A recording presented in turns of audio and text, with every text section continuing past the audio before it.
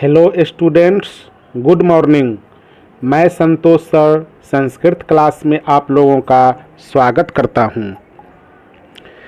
कल मैंने आप लोगों को संधि अथवा संधि विच्छेद करें इस पर कुछ क्वेश्चन दिया था, उसका आंसर अभी आप लोग देखेंगे। पहला है सट जोड़ आननः। तो यहाँ पर आप लोग देख रहे हैं ट हलंत के बाद स्वर वर्ण आ रहा है, तो ट हलंत अपने वर्ग के तीसरे वर्ण में बदलेगा, यानी ट हलंत बदलकर ड हलंत होगा। तो सड और ड हलंत में आ लगने से या आकार की आ की मात्रा लगने से ड आकार डा, फिर न नह, तो आंसर बना सडाननः। दूसरा क्वेश्चन है शिव जोड़ छाया।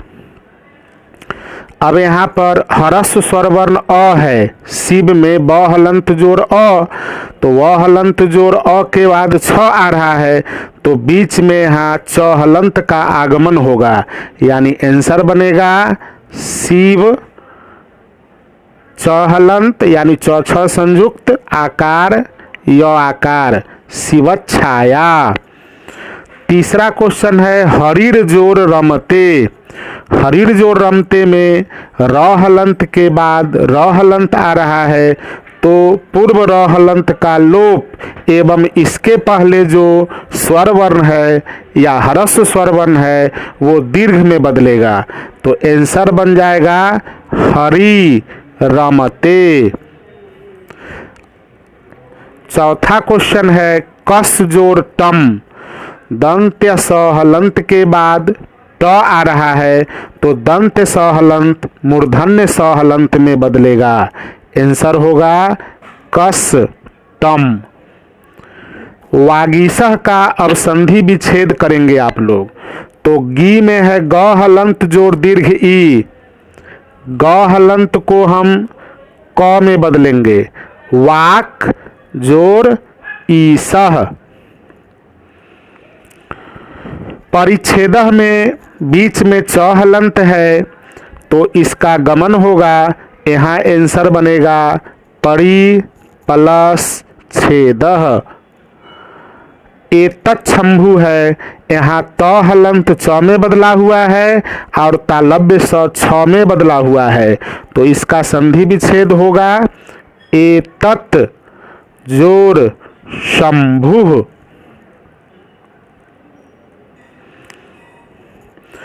उल्लोचनम। उल्लोचनम में ल हलंत के बाद ल है, तो ये त हलंत में बदलेगा, यानी उत जोड़ लोचनम।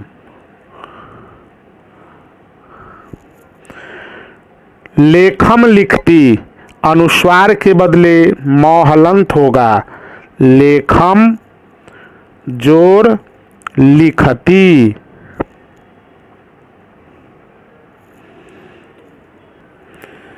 अब तीसरा संधि है विसर्ग संधि। तो विसर्ग संधि की परिभाषा आप लोग देखेंगे।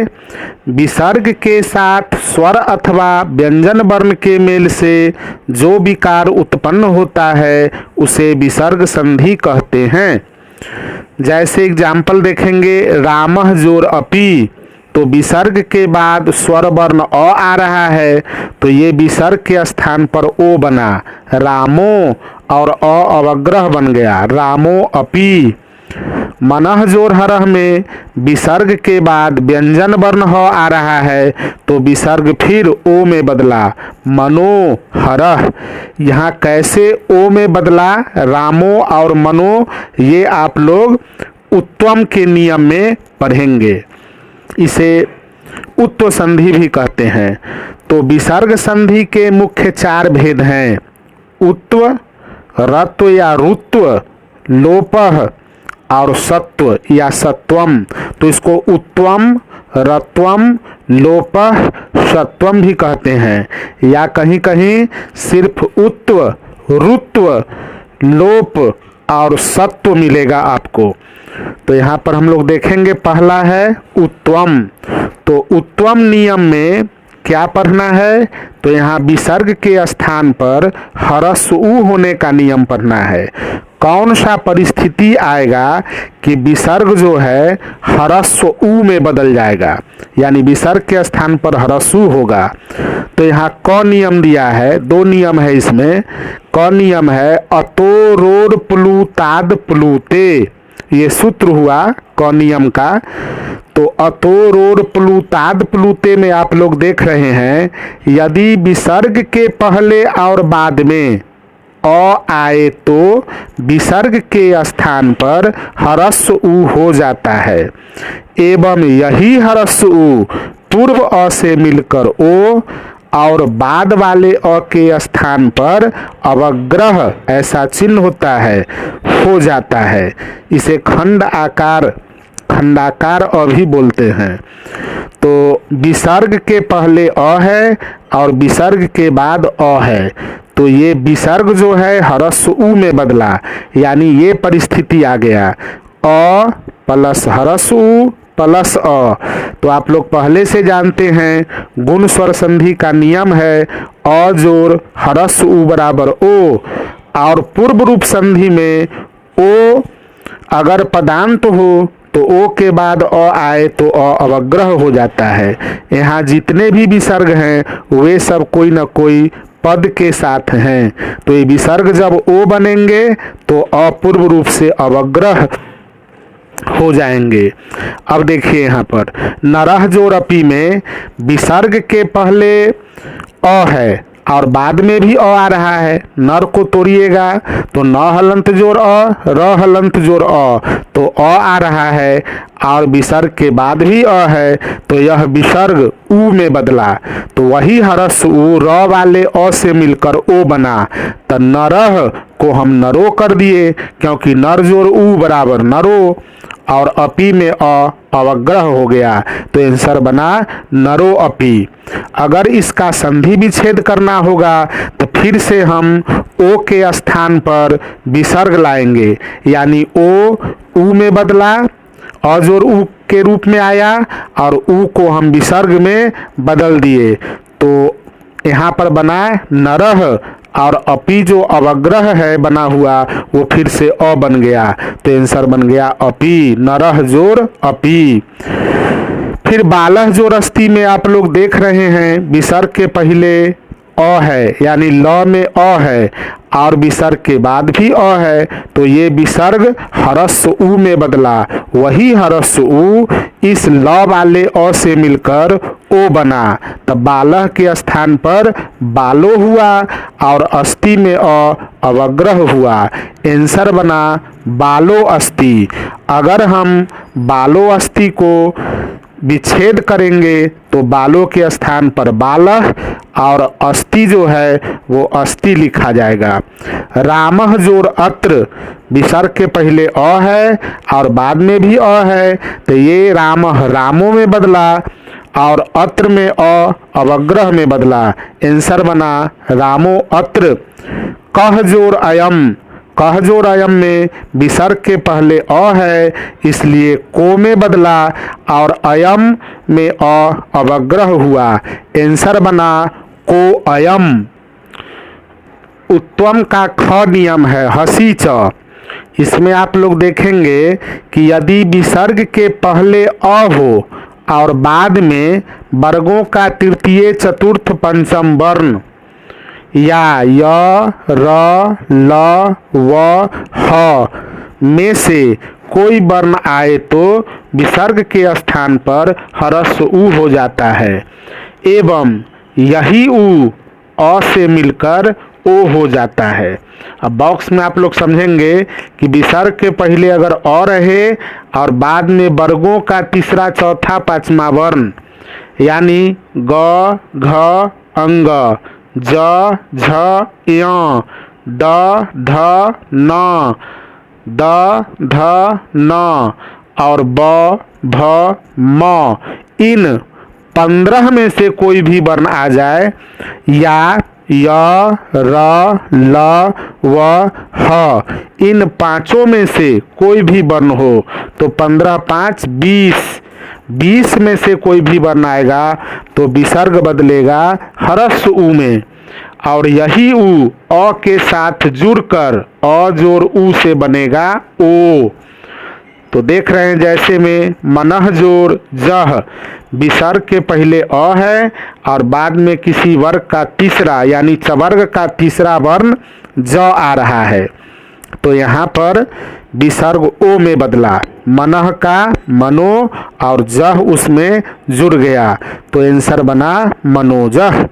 अगर इसका संधि विच्छेद करना हो तो मनो को हम लोग विसर्ग में लाएंगे मनह और जह इसके बाद प्लस के बाद जह लिखा जाएगा। जैसे पयोधरह तो पयो के जगह पयह और धरह प्लस के बाद लिखा गया। अगर इसको जोड़ना हो यानी संधि करना हो तो पयह जोड़ धरह का आंसर विसर्ग ओ में बदल गया। ये विसर्ग ऊ में बदला, य वाले अ से मिलकर अ जोड़ ऊ बराबर ओ, तो य में ओ की मात्रा लगी ओकार, तो पयो और धरह पयोधरह। यसह जोड़दा में हम लोग देख रहे हैं कि विसर्ग के पहले अ है और बाद में किसी वर्ग का तृतीय वर्ण, ये तवर्ग का तृतीय वर्ण द आ रहा है, तो ये विसर्ग के स्थान पर ओ हो गया, तो यसह यसो में बदला और उसके साथ द जुड़ा, आंसर बना यशोदा। नमः जोड़ नमः, नमः जोड़ नमः में विसर्ग के पहले तो अ है लेकिन बाद में किसी वर्ग का पंचम वर्ण न आ रहा है जो तवर्ग का पंचम वर्ण है, तो ये विसर्ग जो है ओ में बदला, नमो और उसके साथ नमः, तो आंसर बना नमो नमः। तपह जोड़ वनम, तपह जोड़ वनम में आप लोग देख रहे हैं कि विसर्ग ओ में बदला हुआ है। तपह, तपह में विसर्ग के स्थान पर ओ बना और वनम उसके साथ जुड़ा, तो तपह जोड़ वनम, आंसर बना तपोवनम। अब अगला है मनः जोड़ रथः, तो यहाँ पर मनः का मनो होगा और रथः जुड़ के मनोरथः। सरह जोड़ वरह सरोवरः, मनः जोड़ योगः, तो आंसर बना मनोयोगः। संधि विच्छेद करना होगा तो जितना भी ओ है उसको हम ऊ के माध्यम से विसर्ग बनाएंगे और विसर्ग के बाद यानी ओ के बाद वाले पद को प्लस के बाद लिख देंगे, तो इस प्रकार से संधि विच्छेद होगा। जैसे मनोयोग, तो मनो को हम मनः बना दिए और उसके प्लस के बाद योग लिख दिए, तो आंसर बना मनोयोग का संधि विच्छेद मनः जोड़ योग। तो ये था आपका उत्व संधि या उत्वम। यहाँ पर आप लोगों ने देखा कि विसर्ग जो है किस प्रकार ह्रस्व ऊ में बदला और ह्रस्व ऊ में बदलने के बाद ओ में बदल गया। अब यहाँ देखेंगे दूसरा नियम, ये रुत्वम या रत्वम है, इसको ससजुसोरु भी कहते हैं।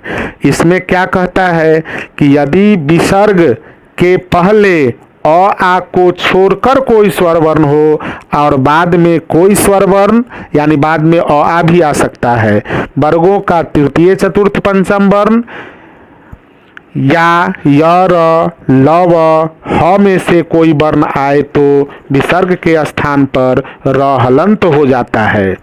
तो इसमें हम बॉक्स में समझेंगे कि कैसे विसर्ग जो है र हलंत में बदलता है।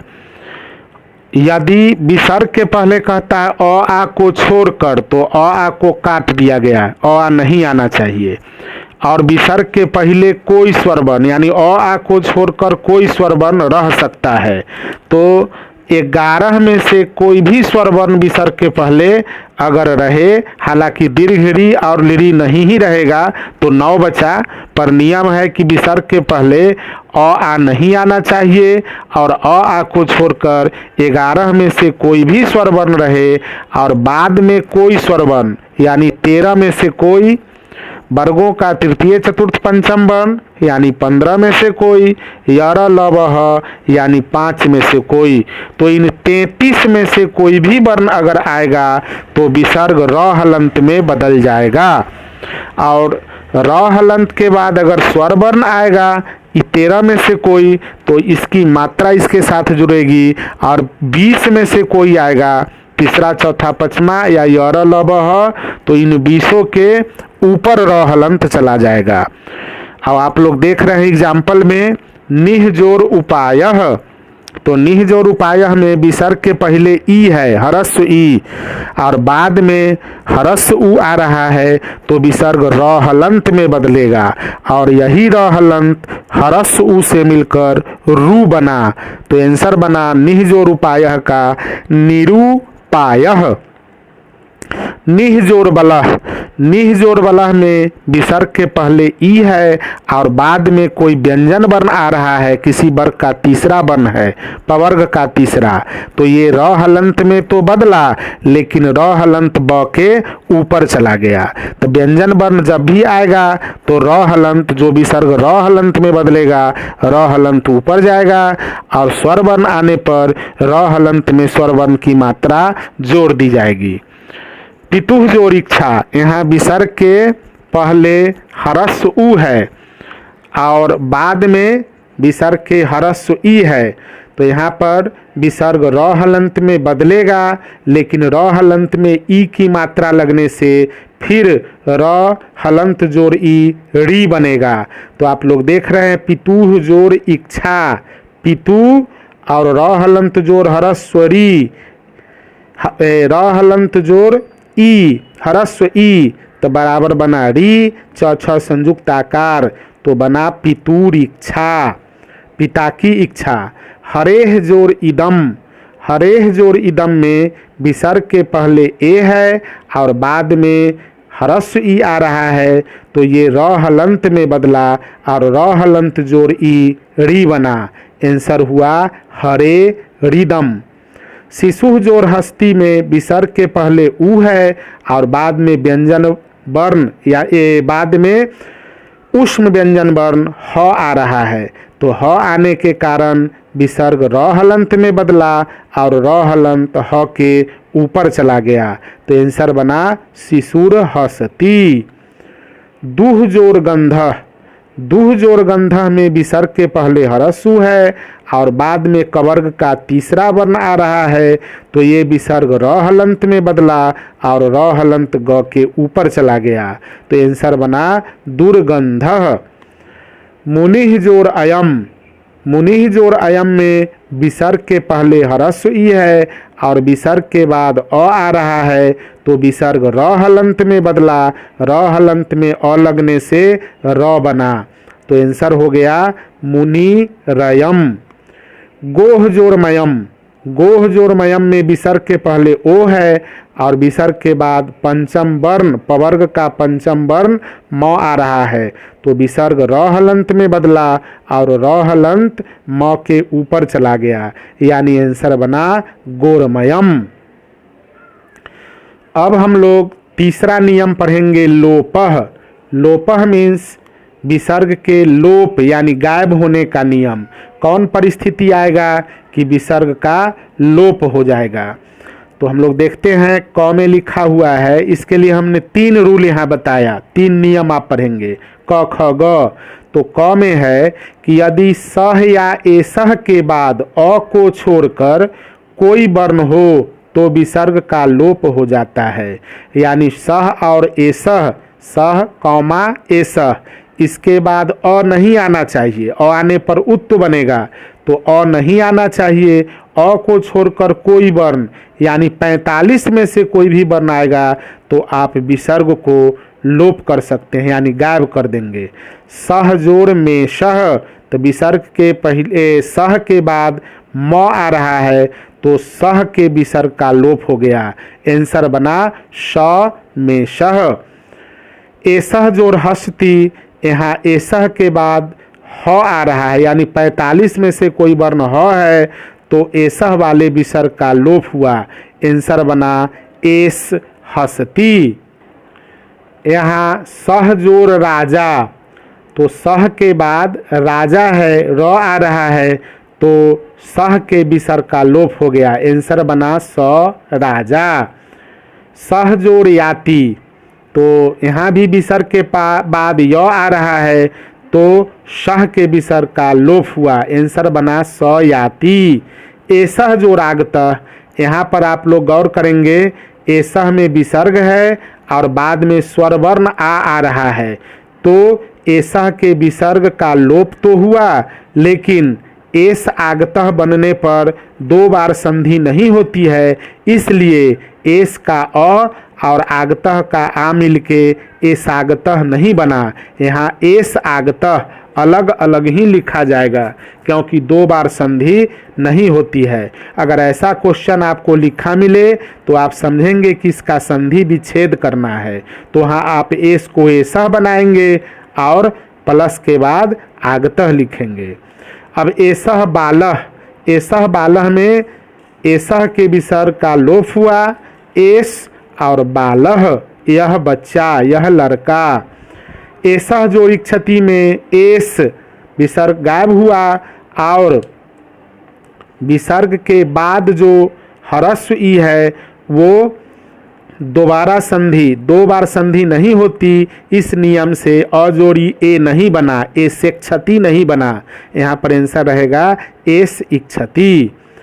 सह जो रूप विस्ती, यहाँ पर भी आप देख रहे हैं सह के विसर्ग का लोप हुआ है और उ आने पर भी दोबारा संधि नहीं हुआ, तो यहाँ पर सोप विस्ती आंसर न बन के स उपविशति आंसर बना। तो इसे आपको ध्यान में रखना है कि अगर सह एसह के बाद अ को छोड़कर कोई भी स्वर या व्यंजन वर्ण आ जाता हो 45 में से कोई, तो हम लोग विसर्ग को लोप कर देंगे, गायब करेंगे, और जब विसर्ग का लोप रहेगा तो संधि विच्छेद करते समय विसर्ग लाएंगे, यहाँ पर विसर्ग डाल देंगे। तो इस प्रकार से संधि विच्छेद हो जाएगा। अब ख नियम है। ख नियम में आप लोग देख रहे हैं कि यदि विसर्ग के पहले अ हो एवं बाद में अ को छोड़कर कोई स्वर वर्ण रहे तो विसर्ग का लोप हो जाता है। एक ये परिस्थिति भी लोप होने में आएगी कि विसर्ग के पहले अ रहेगा लेकिन विसर्ग के बाद अ को छोड़कर, अ आने पर तो अग्रह होगा, इसलिए अ को छोड़कर कोई भी स्वर वर्ण 12 में से कोई आ जाए, हालांकि दीर्घ री और ली मैं बार बार बताता हूँ कि आपको नहीं रहेगा, उसका प्रयोग कम होता है, तो कम से कम 10 में से कोई आ जाएगा तो आप लोग विसर्ग का लोप करेंगे। जैसे आप देख रहे हैं कृष्ण जोर एति, विसर्ग के पहले कृष्ण में अ है, न हलंत जोर अ, बाद में स्वर वर्ण ए आ रहा है, तो विसर्ग लोप हुआ और दोबारा संधि नहीं हुआ, इसलिए आंसर बना कृष्ण एति। अगर यहीं पर विसर्ग न रह के कृष्ण एति रहता तब वृद्धि संधि से कृष्णैति आंसर बनता, लेकिन यहाँ कृष्ण जोर एति है तो आंसर बना कृष्ण एति। नरह जोर इक्षति, विसर्ग के पहले अ है और बाद में ई आ रहा है तो ये विसर्ग गायब हो गया, आंसर बना नर इक्षति। यहाँ भी वही बात है, अ जोड़ ई मिलकर ए नहीं बना, नहीं तो नरेक्षति आंसर हो जाता, सीधे नर जोड़ इक्षति रहे तो नरेक्षति। रामह जो उपविष्टि, अब विसर्ग रामह में विसर्ग के पहले अ है, बाद में ह्रस्व स्वर वर्ण उ आ रहा है, जो अ को छोड़कर कोई भी स्वर वर्ण आ सकता है, तो विसर्ग गायब हुआ, आंसर बना राम उपविष्टि। चंद्र उदेति, विसर्ग गायब हो गया, आंसर बना चंद्र उदेति।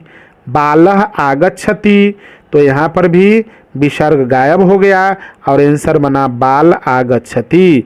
2 बार संधि नहीं होती इसलिए बालागच्छति लिखना गलत होगा, ल का अ और आ मिला के बालागच्छति गलत होगा। यहाँ वसंतः जो ऋतु है तो विसर्ग के पहले अ है, बाद में री आ रहा है, ह्रस्व री है, तो विसर्ग गायब हुआ, आंसर बना बसंत ऋतु।